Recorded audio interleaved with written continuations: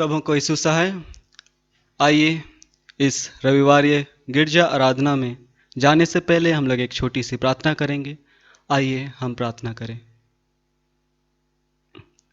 धन्यवाद देते हैं पिता परमेश्वर कि आपने हम हर एक को जीवित रखा है और हम इस नए दिन को देख पाते हैं। पिता, हम प्रार्थना करते हैं कि आप हर एक के संग साथ हो लीजिए जो आपके इस आराधना में जुड़ने पाते हैं। हर एक को अपनी सामत से भर दे पिता, और हर एक की अगुवाई कर ताकि वे आपके बताए हुए मार्ग पर चलने वाले बन पाए। इस आराधना को चलाने वाले सभी लोगों के साथ हो लीजिए। आज तक के जीवन में हम हर एक ने जो भी पाप अपराध किए हैं उसके लिए हम क्षमा मांगते हैं। परमेश्वर, इस छोटी सी प्रार्थना को आपके बेटे यीशु मसीह के नाम से मांगते हैं। सुन और दया से ग्रहण कर। आमीन। आइए हम लोग पहला गीत गाएंगे साक्षीवाणी से, गीत नंबर 264। साक्षीवाणी से गीत नंबर 264। छोड़ना मुझे प्रिय यीशु, मुझे ग्रहण कर, औरों पर तू दया करता, मुझ पर भी अब कर।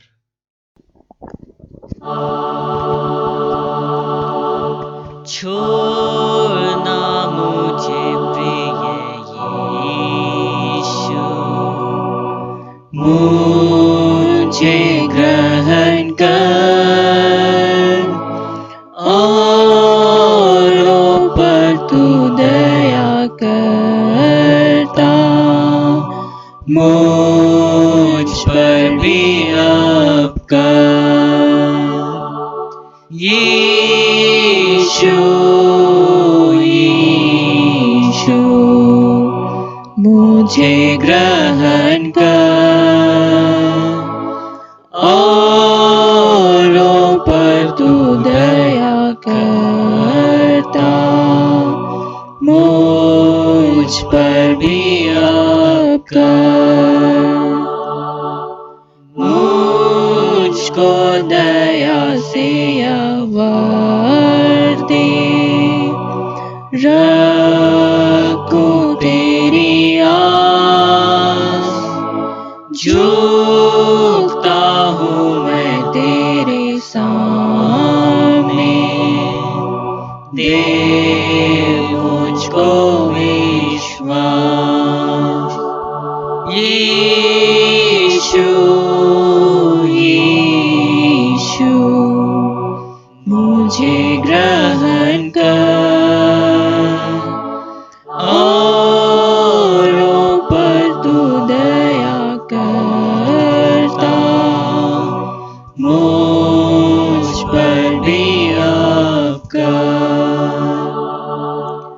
अगुआ जानता हूँ मैं तुझे, अपना मुख दिखला, चंगा कर इस घायल मन को, कृपा से बचा।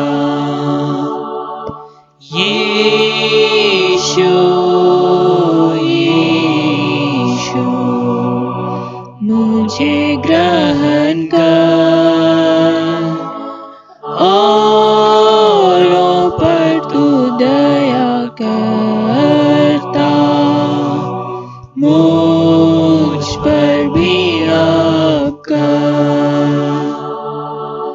तू है निज शांति का सोता, रखता तुझसे प्रीत, तू ही है स्वर्गलोक के बीच में, मेरे मन का मीत।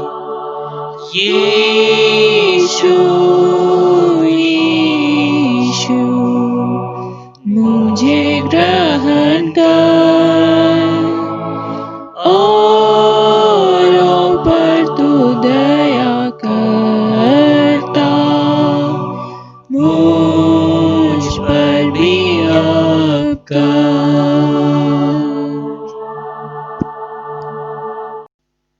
मंडली उठे। परमेश्वर पिता और पुत्र और पवित्र आत्मा के नाम से आमीन। हमारी सहायता ईश्वर के नाम से है जिसने स्वर्ग और पृथ्वी को सिरजा। स्तुति होवे पिता को और पुत्र को और पवित्र आत्मा को, जैसा हुआ आरंभ में, जैसा है और जैसा रहेगा, सनातन से सनातन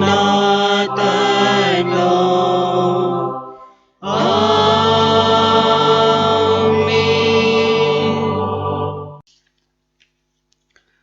अब हम ईश्वर के सामने अपने पापों को घुटने टेक कर एक साथ मान लेवे। हे सर्वशक्तिमान ईश्वर दयालु पिता, हम दीनताई से अपने सब पाप और अपराधों को तेरे सम्मुख मान लेते हैं।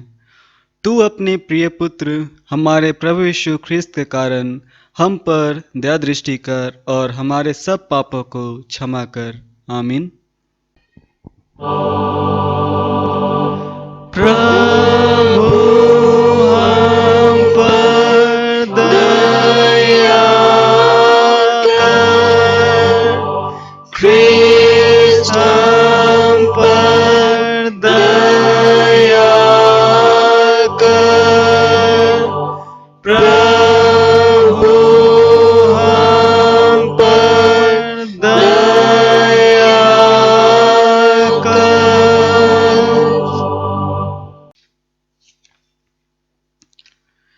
चाहे पहाड़ हट जाएं और पहाड़ियां टल जाएं, तो भी मेरी करुणा तुझ पर से कभी न हटेगी और मेरी शांतिदायक वाचा ना टलेगी।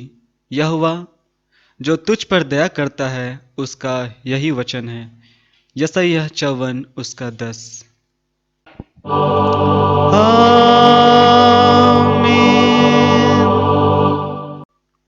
मंडली उठे। सबसे ऊंचे स्थान में ईश्वर का गुणानुवाद होवे।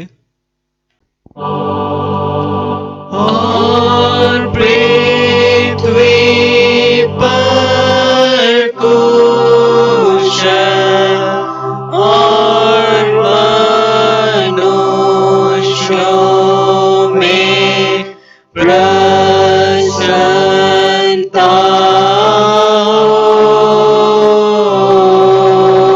होवे।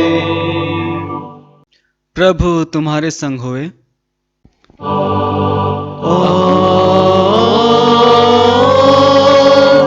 तेरे आत्मा के संग। हम प्रार्थना करें।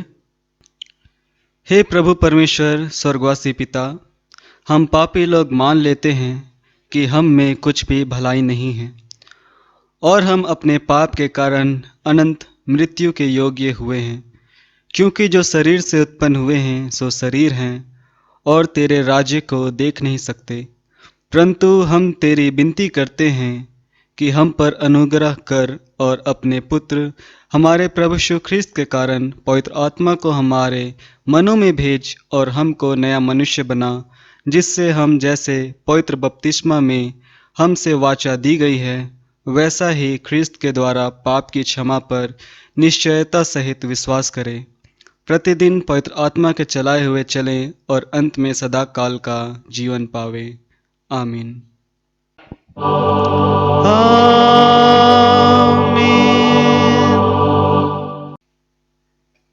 आइए हम लोग आज का पहला पाठ वचन देखेंगे जो हमें मिलता है लूका का 16 1 से 12। पहला पाठ वचन लूका का 16 उसका 1 से 12। आज का पहला पाठ वचन है लूका 16 उसका 1 से 12। उसमें ऐसा लिखा हुआ है, चतुर भंडारी। फिर उसने चेलों से भी कहा, किसी धनवान का एक भंडारी था, और लोगों ने उसके सामने उस पर यह दोष लगाया कि वह तेरी सारी संपत्ति उड़ा देता है। अतः उसने उसे बुलाकर कहा, यह क्या है जो मैं तेरे विषय में सुन रहा हूँ? अपने भंडारीपन का लेखा दे, क्योंकि तू आगे को भंडारी नहीं रह सकता। तब भंडारी सोचने लगा, अब मैं क्या करूं, क्योंकि मेरा स्वामी अब भंडारी का काम मुझसे छीन रहा है। मिट्टी तो मुझसे खोदी नहीं जाती और भीख मांगने में मुझे लज्जा आती है। मैं समझ गया कि क्या करूंगा, ताकि जब मैं भंडार के काम से छुड़ाया जाऊं तो लोग मुझे अपने घरों में ले ले। तब उसने अपने स्वामी के देनदारों को एक एक करके बुलाया और पहले से पूछा, तुझ पर मेरे स्वामी का कितना कर्ज है? उसने कहा, 100 मन तेल। तब उसने उससे कहा, अपना खाता बही ले और बैठकर तुरंत 50 लिख दे। फिर उसने दूसरे से पूछा, तुम पर कितना कर्ज है? उसने कहा, 100 मन गेहूं। तब उसने उससे कहा, अपना खाता बही लेकर 80 लिख दे। स्वामी ने उस अधर्मी भंडारी से को सराहा कि उसने चतुराई से काम किया, क्योंकि इस संसार के लोग अपने समय के लोगों के साथ रीति व्यवहारों में ज्योति के लोगों से अधिक चतुर हैं। और मैं तुमसे कहता हूँ कि अधर्म के धन से अपने लिए मित्र बना लो, ताकि जब वह जाता रहे तो वे तुम्हें अनंत निवासों में ले जाएं। जो थोड़े से थोड़े में सच्चा है वह बहुत में सच्चा है, और जो थोड़े से थोड़े में अधर्मी है वह बहुत में भी अधर्मी है। इसलिए जब तुम अधर्म के धन में सच्चे न ठहरे तो सच्चा धन तुम्हें कौन सौंपेगा? और यदि तुम पराये धन में सच्चे न ठहरे तो जो तुम्हारा है उसे तुम्हें कौन देगा? आमीन।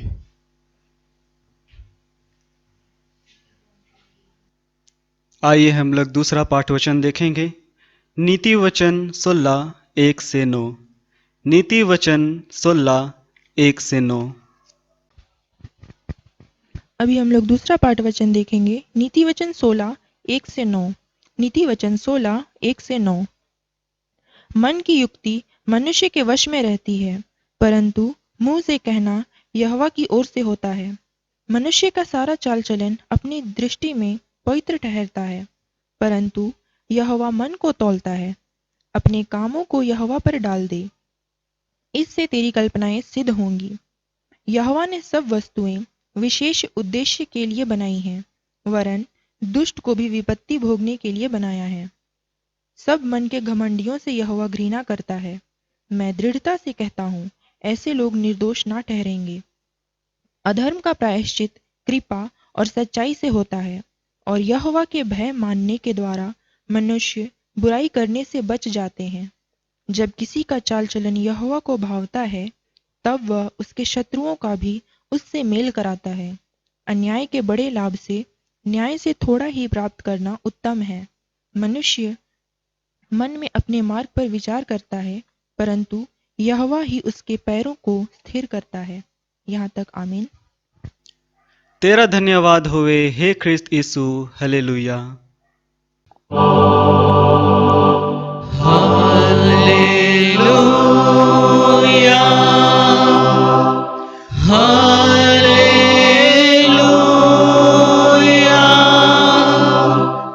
हालेलुया।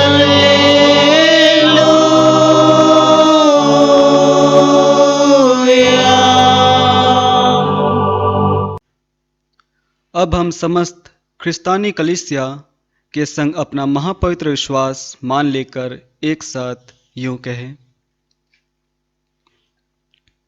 मैं विश्वास करता हूँ परमेश्वर पिता पर, जो स्वर्ग और पृथ्वी का सर्वशक्तिमान सृजनहार है, और उसके इकलौते पुत्र अपने प्रभु यीशु ख्रिस्त पर, जो पवित्र आत्मा से गर्भ में आया, कुंवारी मरियम से उत्पन्न हुआ, पंतुस पिलातुस की आज्ञा से दुख उठाया, क्रूस पर चढ़ाया गया, मर गया और गाड़ा गया, पाताल में उतरा, तीसरे दिन मृतकों में से जी उठा, स्वर्ग पर चढ़ गया और परमेश्वर सर्वशक्तिमान पिता के दाहिने हाथ बैठा है, जहाँ से वह जीवितों और मृतकों का विचार करने को फिर आवेगा।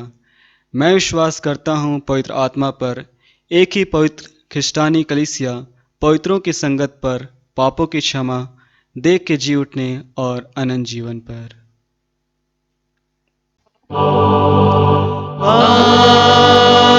आमीन, आमीन, आमीन।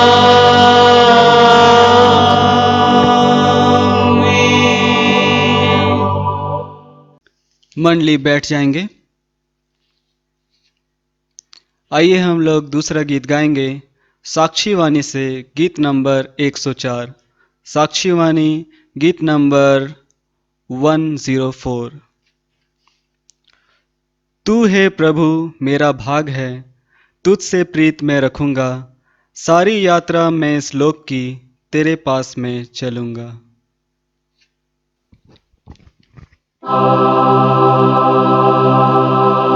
हे प्रभु मेरा भाग है, तुझसे प्रीत मैं रखूंगा,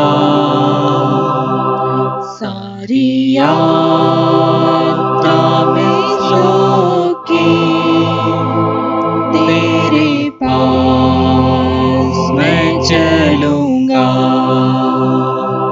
तेरे पास, तेरे पास, तेरे पास,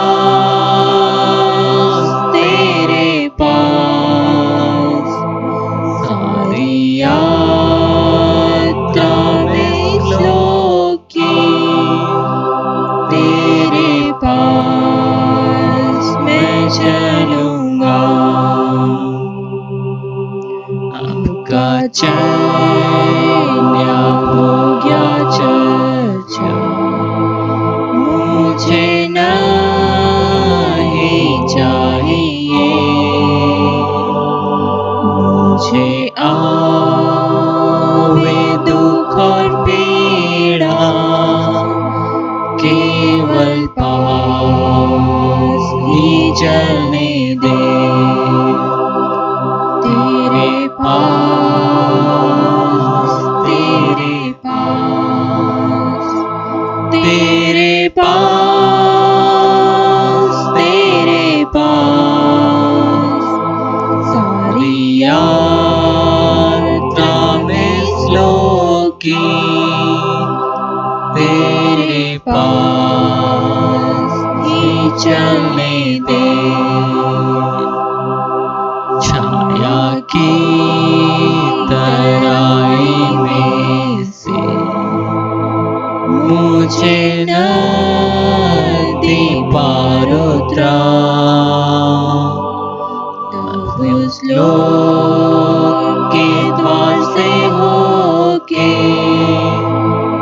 तेरे पास मैं चलूंगा,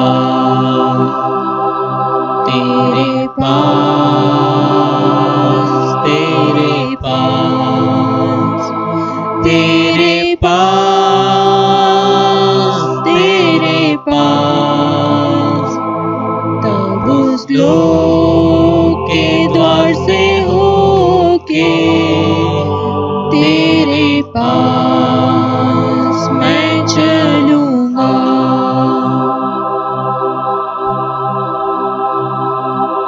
मंडली उठे। हमारे उद्धारकर्ता प्रभु यीशु मसीह की ओर से हम सबों को अनुग्रह और शांति बहुतायत से मिलती रहे, आमीन। आइए हम प्रार्थना करें।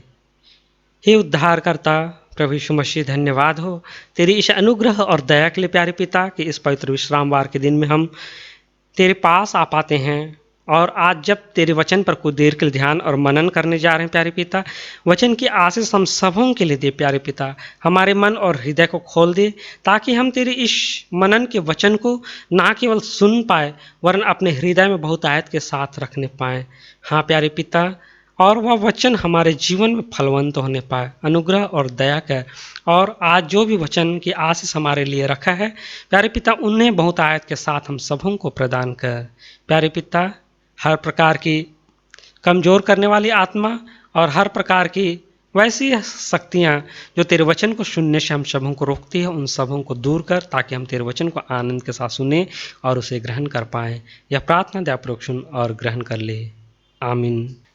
आइए आज के लिए जो मनन का वचन हमें दिया गया है वो हमें मिलता है पहला कोरिन्थ 10 अध्याय उसका 1 से लेकर के 11 पद। 1 कोरिन्थियंस चैप्टर 10 वर्स 1 to 11। वचन उसमें ऐसा कहता है, हे भाइयों, मैं नहीं चाहता कि तुम इस बात से अनजान रहो कि हमारे सब बाप दादे बादल के नीचे थे और सब के सब समुद्र के बीच से पार हो गए और सब ने बादल में और समुद्र में मूसा का बपतिस्मा लिया और सब ने एक ही आत्मिक भोजन किया और सब ने एक ही आत्मिक जल पिया, क्योंकि वे उस आत्मिक चट्टान से पीते थे जो उनके साथ साथ चलती थी और वह चट्टान मसीह था। परंतु परमेश्वर उनमें से बहुतों से प्रसन्न न हुआ, इसलिए वे जंगल में ढेर हो गए। ये बातें हमारे लिए दृष्टांत ठहरी कि जैसे उन्होंने लालच किया वैसे हम बुरी वस्तुओं का लालच ना करें, और न तुम मूर्ति पूजक बनो जैसे कि उनमें से कितने बन गए थे। जैसा लिखा है, लोग खाने पीने बैठे और खेलने कूदने उठे, और न हम व्यभिचार करें जैसे उनमें से कितनों ने किया, और एक दिन में 23,000 मर गए। और न हम प्रभु को परखे जैसा उनमें से कितनों ने किया और सांपों के द्वारा नष्ट किए गए। और न तुम कुड़कुड़ाओ जिस रीति से उनमें से कितने कुड़कुड़ाए और नष्ट करने वालों के द्वारा नष्ट किए गए। परंतु ये सब बातें जो उन पर पड़ी दृष्टांत की रीति पर थी, और वे हमारी चेतावनी के लिए जो जगत के अंतिम समय में रहते हैं लिखी गई है। यहाँ तक, आमीन। मसीह प्रियो वचन के सुनने हारे, आज इस वचन को अगर हम लोग मनन करेंगे तो हम पाएंगे यह वचन जो है एक घटना है, और यह हजारों साल पहले मिस्र और कनान के बीच में घट चुकी थी।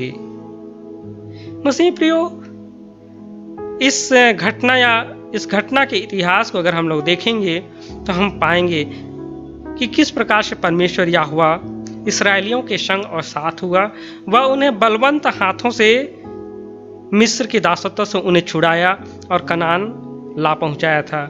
लेकिन मिस्र और कनान के बीच की घटना को अगर हम लोग देखेंगे जो घटित हुई है, तो इन सभी घटनाओं के द्वारा परमेश्वर के विभिन्न स्वरूपों को हम देख पाते हैं। और इस घटना में अगर हम परमेश्वर के विभिन्न स्वरूपों को देखेंगे जिसका वर्णन आज हमें दिया गया है, तो हम पाएंगे कि परमेश्वर का स्वभाव जो है वह दया का भी है, वह अनुग्रह का भी है, वह कृपा का भी है, साथ ही साथ वह कोप करने वाला परमेश्वर यहोवा भी है, और वह न्यायी परमेश्वर यहोवा भी है। और इस प्रकार से उसके विभिन्न गुणों को या विभिन्न स्वभावों को हम देख पाते हैं। और वह घटना या इतिहास जो उस समय घटित हो चुकी थी, जिसको घटित हुए हजारों वर्ष बीत चुके हैं, उस समय जितना इसका महत्व था उतना महत्व आज भी हमारे लिए है। और ये बातें जो उस समय घटित हुई थी आज हमारे लिए एक दृष्टांत और उदाहरण है, ताकि हम उस घटना से जो उस समय घटी थी उस घटना से हम शिक्षा ग्रहण करें और अपने जीवन को हम बदल दें। मसीह प्रियो, अगर इस घटना को जो मिस्र और कनान के बीच में घटी, या कहें मिस्र से लेकर के कनान तक के मार्ग के बीच में घटी, ये सभी घटनाएं आज हमें परमेश्वर के पास लाने या परमेश्वर से दूर होने में सहायता करेगी। हम किसको चुनेंगे? मसीह प्रियो, जिस प्रकार से हम जानते हैं कि वो 430 वर्ष तक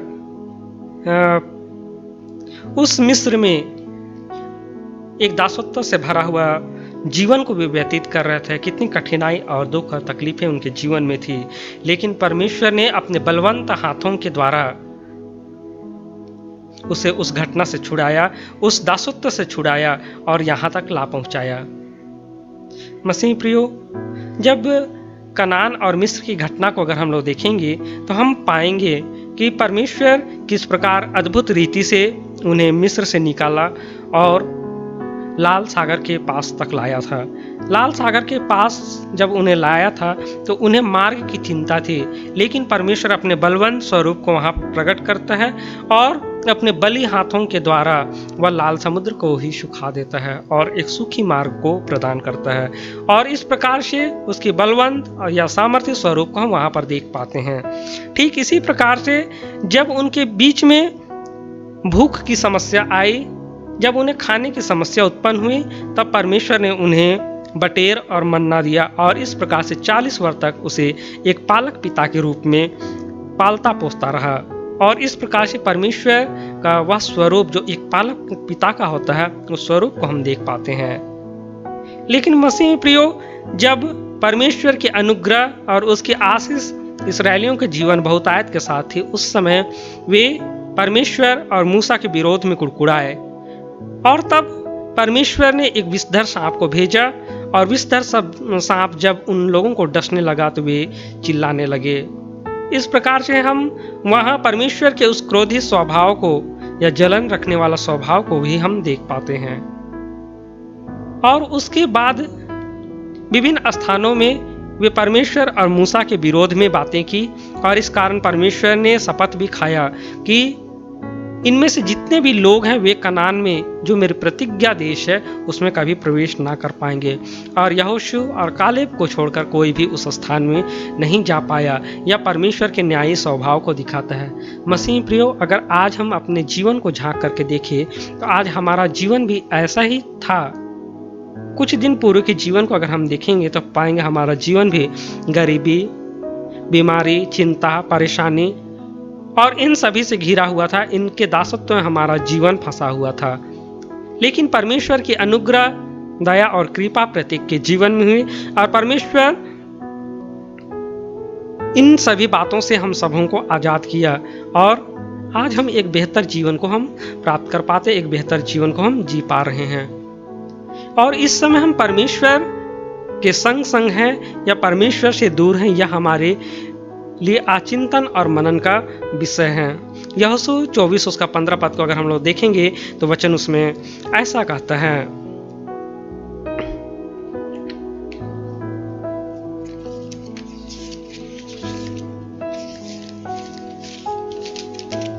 वचन इसमें कहता है, और यदि यहोवा की सेवा करनी तुम्हें बुरी लगे तो आज चुन लो कि तुम किसकी सेवा करोगे, चाहे उन देवताओं की जिनकी सेवा तुम्हारे पुरखा महानद के उस पार करते थे, और चाहे एमोरियों के देवता की सेवा करो जिनके देश में तुम रहते हो, परंतु मैं तो अपने घराने समेत यहोवा ही की सेवा नित करूंगा। मसीह प्रियो, आज चुनाव का समय है। परमेश्वर हम पर करुणा, अनुग्रह और दया किया है। आज हमें विभिन्न प्रकार के दासत्व के बंधन से आज हमें मुक्त किया है और एक भला और पवित्र जीवन को व्यतीत करने का धन्य भाग प्रदान किया है। लेकिन क्या आज हम वास्तव में मसीह के साथ होकर के अपने जीवन को व्यतीत कर रहे हैं, या आज हमारे और आप सबों के लिए चिंतन और मनन का विषय है? मसीह प्रियो, अगर आज के वचन को अगर हम देखेंगे तो वचन स्पष्ट रूप से कहता है कि ये सभी बातें जो घटित हुई है वो एक दृष्टांत के रूप में थी और वह दृष्टांत के रूप में लिखी गई है। और यह जो बातें हैं वो हम अंतिम समय में जो जीवन व्यतीत कर रहे हैं या बिता रहे हैं उन लोगों के लिए लिखी गई है, ताकि हम इन बातों से शिक्षा ग्रहण करें और अपने जीवन को संवार पाएं। इब्रानी की पत्री को अगर हम लोग देखेंगे तो इब्रानी 9 उसका 27 पद में वचन कहता है कि मनुष्य के लिए एक बार मरना और न्याय का होना निश्चित है, नियुक्त है। इसलिए मसीह प्रियो, जब हम इस पृथ्वी पर जन्म लिए हैं तो एक दिन हम निश्चित मरेंगे और हमारा एक दिन न्याय निश्चित होगा। तो जब परमेश्वर के न्यायी स्वरूप को हम उस समय देखें कि जब उन्होंने परमेश्वर को रिस दिलाया, परमेश्वर को क्रोध दिलाया, तो परमेश्वर शपथ खाया कि कोई भी उसके प्रतिज्ञात देश में प्रवेश नहीं कर पाएंगे। मसीह प्रियो, अगर आज हमारा जीवन इसी प्रकार से इस्राएलियों के समान है, यदि हम परमेश्वर के विरोध में बातें करते हैं, परमेश्वर के लिए कुड़कुड़ाते हैं, परमेश्वर के सेवकों के विरोध में कुड़कुड़ाते हैं, या परमेश्वर की उस आशीष को जो उन्होंने हमारे जीवन में प्रदान किया है हम भूल जाते हैं, तो निश्चय याद रखें कि हमारा एक दिन न्याय होगा। जिस प्रकार से इब्रानी की पत्री कह रही है कि एक दिन न्याय का होना निश्चित है, हमारा भी न्याय होगा और कहीं हम भी उस प्रतिज्ञात देश जो स्वर्गीय कनान है उसे हम प्रवेश करने से वंचित ना रह जाए। लेकिन मसीह प्रियो परमेश्वर का दया का स्वरूप को भी हम देख पाते हैं। हमारा जीवन जैसा भी था, लेकिन परमेश्वर ने हम सबों के लिए मसीह यीशु को भेजा। हम पहले मसीह को नहीं जानते थे। और जिस प्रकार से यूहन्ना रचित सुसमाचार का 3 अध्याय 16 पद में कहता है, परमेश्वर ने जगत से प्रेम किया, वह हमसे भी प्रेम किया और जगत के लोगों के लिए अपना इकलौता पुत्र को दिया। वह हमारे लिए भी अपना इकलौता पुत्र को दिया। हम किसी माध्यम से हम यीशु को पहचाने, हम यीशु को ग्रहण किए, वह यीशु को हमारे जीवन के लिए दिया। और आज हम यीशु में होकर के यदि हम उसमें विश्वास करते हैं तो हम एक नए जीवन को हम प्राप्त कर पाएंगे।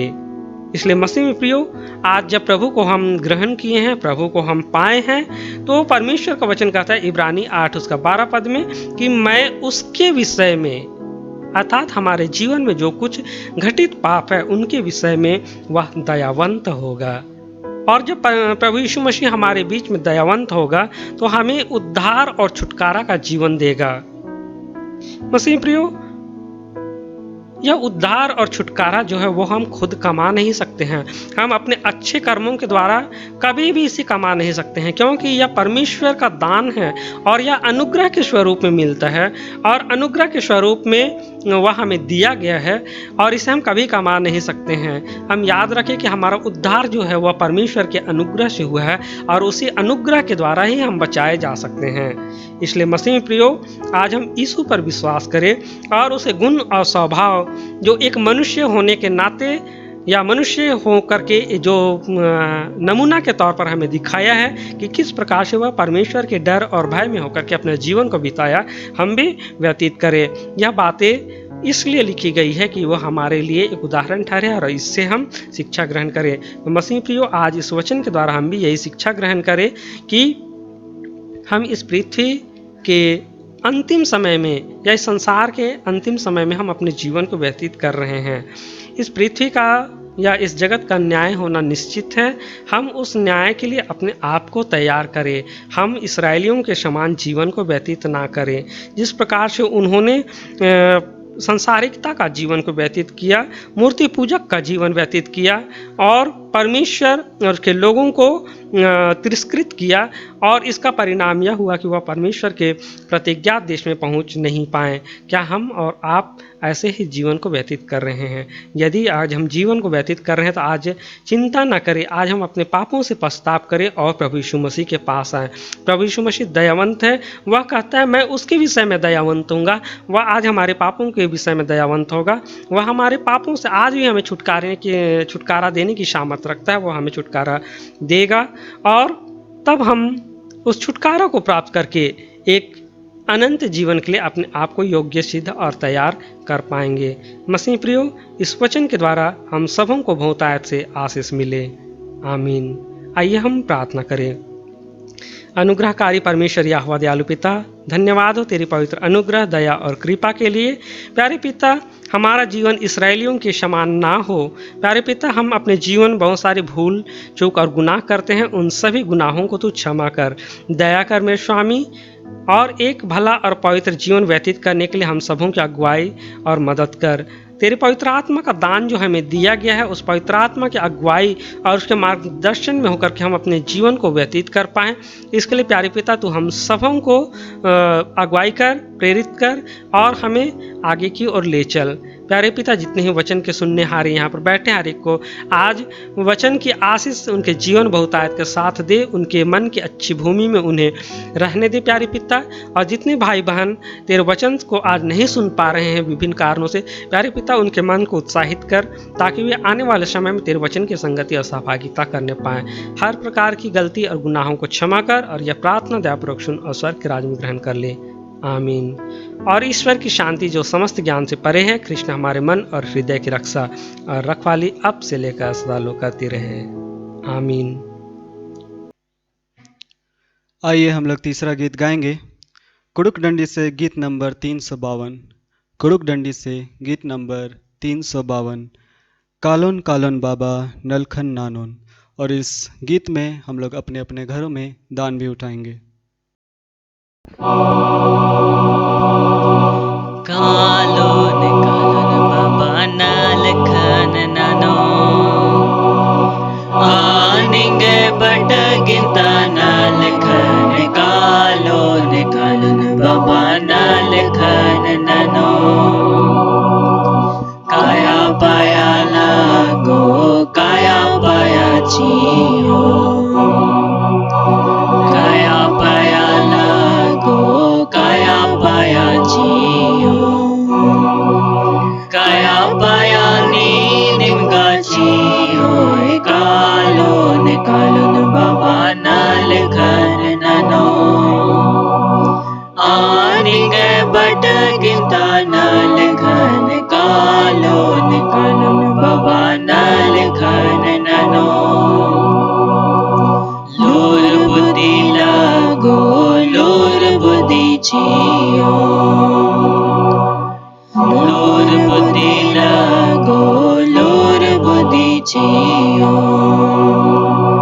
लोर बुद्धि नी निमगा छियो कालोन कालोन बाबा नलखन नानो आनिंगे बट गिंता नलखन कालोन कालोन बाबा नलखन नानो बनी बुद्धि लागो बनी बुद्धि छियो बनी बुद्धि लागो बनी बुद्धि छियो बनी बुद्धि नी निमगा छियो कालोन कालोन बाबा नलखन नानो आनिंगे बट गिंता नलखन कालोन कालोन बाबा नलखन नानो धन खुजी लागो धन खुजी छियो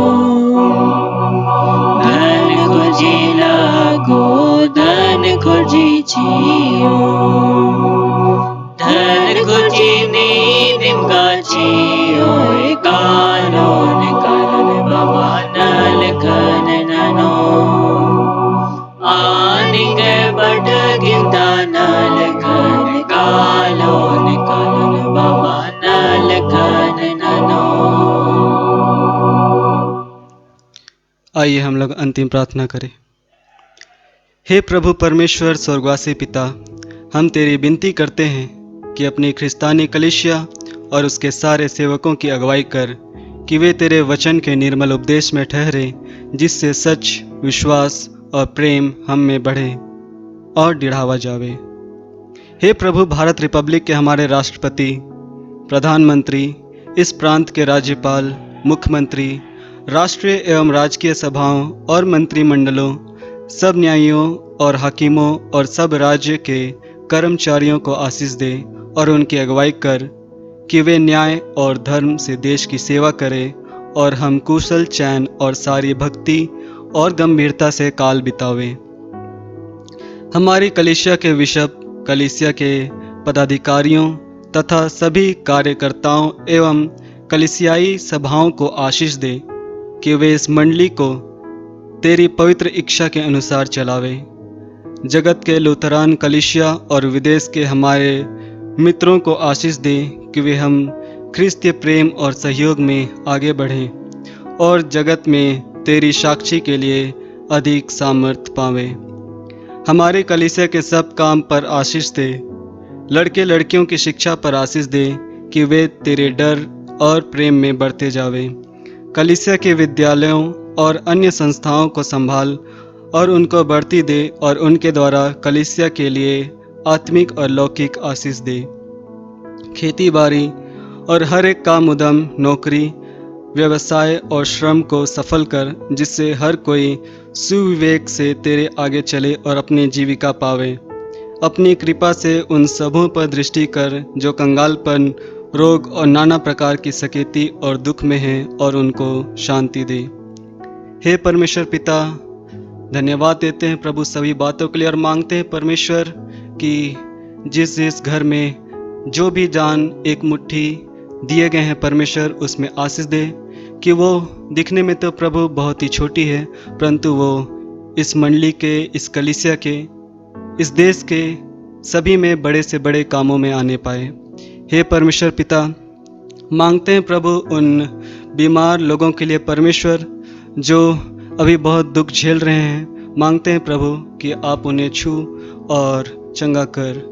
हे परमेश्वर पिता, मांगते हैं उस हर एक बच्चे बूढ़ों के लिए जो इस महामारी के समय परमेश्वर पिता, जो कि कोरोना वायरस पूरे विश्व में फैल चुका है, मांगते हैं परमेश्वर कि उन सबों को ऐसी बुद्धि दे ताकि वे खुद को बचा सके और दूसरों को भी सामने आने से रोके।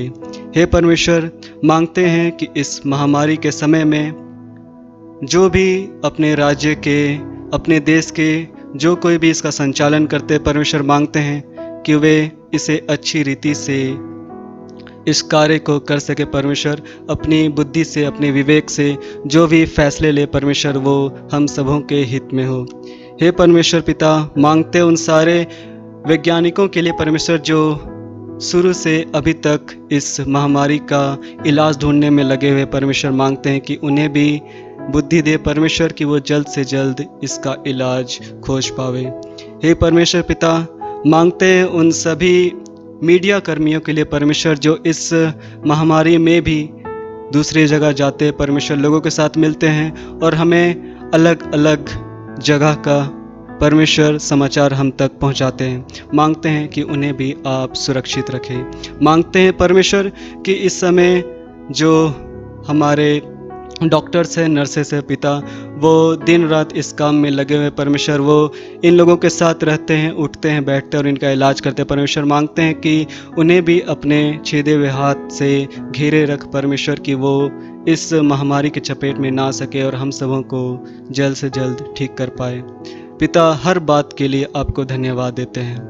हे पिता, और हम प्रार्थना करते हैं हमारे कलीसिया के सब भाई बहनों की रक्षा कर जो दूसरे जगहों एवं दूसरे देशों में चले गए हैं, कि वे सब जोखिम और परीक्षाओं में विश्वासी ठहरे।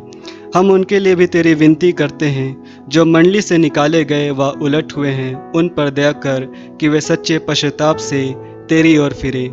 सब मनुष्यों का त्राणी ठहर और उन पर जो अंधियारे में बैठे हैं मुक्ति का उजाला प्रकाश कर।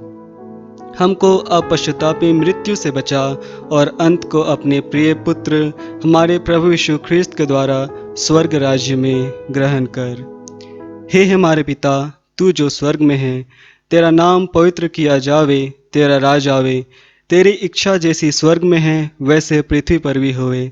हमारी प्रतिदिन की रोटी आज हमको दे और हमारे अपराधों को क्षमा कर जैसे हम भी अपने अपराधियों को क्षमा करते हैं, और हमको परीक्षा में मत डाल परंतु बुराई से बचा, क्योंकि राज्य और पराक्रम और महात्मा सदा तेरी है। आमीन।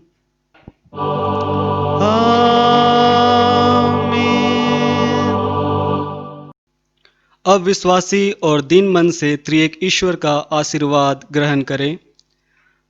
परमेश्वर हम सबों को आशीष देवे और हमारी रक्षा करे। परमेश्वर अपना मुंह हम सबों पर प्रकाश करे और हम सबों पर अनुग्रह करे। परमेश्वर अपना मुंह हम सबों पर प्रकाश करे और हम सबों को कुशल देवे। आमीन।